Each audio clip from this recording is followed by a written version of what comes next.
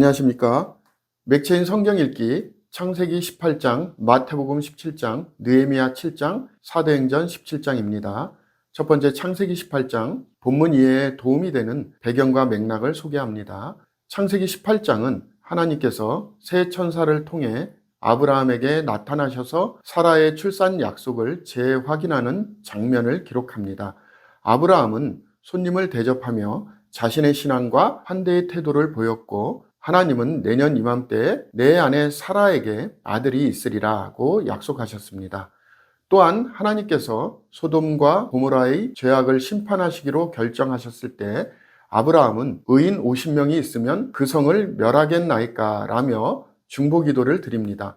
이 장은 하나님의 약속의 신실하심과 정의를 나타내며 인간의 중보 역할을 강조합니다. 본문의 중요 구절을 소개합니다.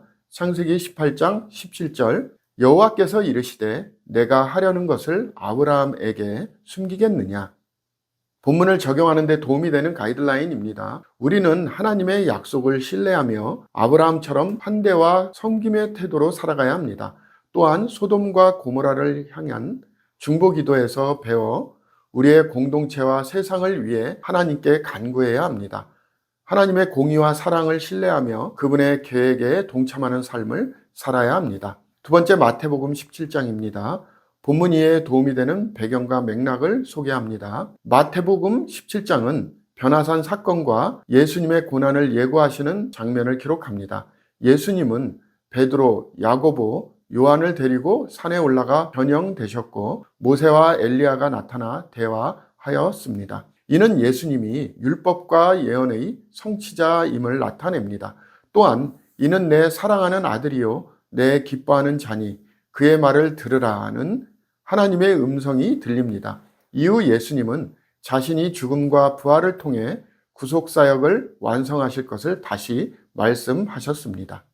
본문의 중요 구절을 소개합니다. 마태복음 17장 5절, 말할 때 호련히 빛난 구름이 그들을 덮으며 구름 속에서 소리가 나서 이르시되 이는 내 사랑하는 아들이요 내 기뻐하는 자니 너희는 그의 말을 들으라 하시는지라. 본문을 적용하는 데 도움이 되는 가이드라인입니다. 우리는 예수님이 하나님의 아들이며 구속의 성취자이심을 믿고 그의 말씀에 순종해야 합니다. 변화산 사건은 우리의 믿음을 새롭게 하며 어려움 속에서도 예수님의 영광을 바라보게 합니다. 그의 고난과 부활을 묵상하며 구원의 은혜에 감사하는 삶을 살아야 합니다. 세 번째 느헤미야 7장입니다. 본문 이해에 도움이 되는 배경과 맥락을 소개합니다. 느헤미야 7장은 예루살렘 성벽이 완공된 후 백성들의 명단과 공동체의 재건을 기록합니다. 느헤미야는 내 하나님이 내 마음을 감동하사 백성의 계보를 조사하게 하셨습니다. 이는 성전 봉사와 공동체의 정체성을 회복하기 위한 중요한 작업이었습니다. 이 장은 하나님의 인도하심과 백성들의 신앙 공동체 재건을 위한 헌신을 강조합니다. 본문의 중요 구절을 소개합니다. 느헤미야 7장 4절에서 5절입니다. 그 성읍은 광대하고 그 주민은 적으며 가옥은 미처 건축하지 못하였음이니라. 내 하나님이 내 마음을 감동하사 귀족들과 민장들과 백성을 모아 그 계보대로 등록하게 하심으로 내가 처음으로 돌아온 자의 계보를 얻었는데 거기에 기록된 것을 보면 본문을 적용하는 데 도움이 되는 가이드라인입니다. 우리는 하나님의 감동하심에 순종하며 공동체의 회복과 연합을 위해 노력해야 합니다. 성경의 족보와 기록은 우리의 정체성과 사명을 기억하게 하며 하나님이 이루신 구속의 역사를 묵상하게 합니다. 하나님의 인도하심을 신뢰하며 그의 사명을 이루는 삶을 살아야 합니다. 마지막으로 사도행전 17장 본문 이해에 도움이 되는 배경과 맥락을 소개합니다. 사도행전 17장은 바울이 데살로니가, 베레아, 아덴에서 복음을 전파하는 장면을 담고 있습니다. 데살로니가에서는 유대인들의 반대에도 불구하고 복음이 전파되었고 베레아 사람들은 간절한 마음으로 말씀을 받고 성경을 상고하며 진리를 확인했습니다. 아덴에서는 바울이 알지 못하는 신에게 드리는 제단을 통해 복음을 전하며 창조주 하나님과 부활을 증거했습니다.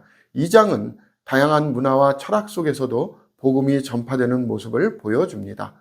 본문의 중요 구절을 소개합니다. 사도행전 17장 25절 또 무엇이 부족한 것처럼 사람의 손으로 섬김을 받으시는 것이 아니니 이는 만민에게 생명과 호흡과 만물을 친히 주시는 이심이라.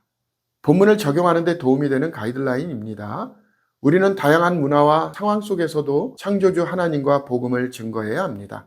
베레아 사람들처럼 말씀을 연구하며 믿음의 기초를 다져야 하며 아덴에서처럼 지혜롭게 세상과 소통하며 복음을 전하는 삶을 살아야 합니다. 하나님의 주권과 구원의 계획을 신뢰하며 그의 증인으로 살아야 합니다.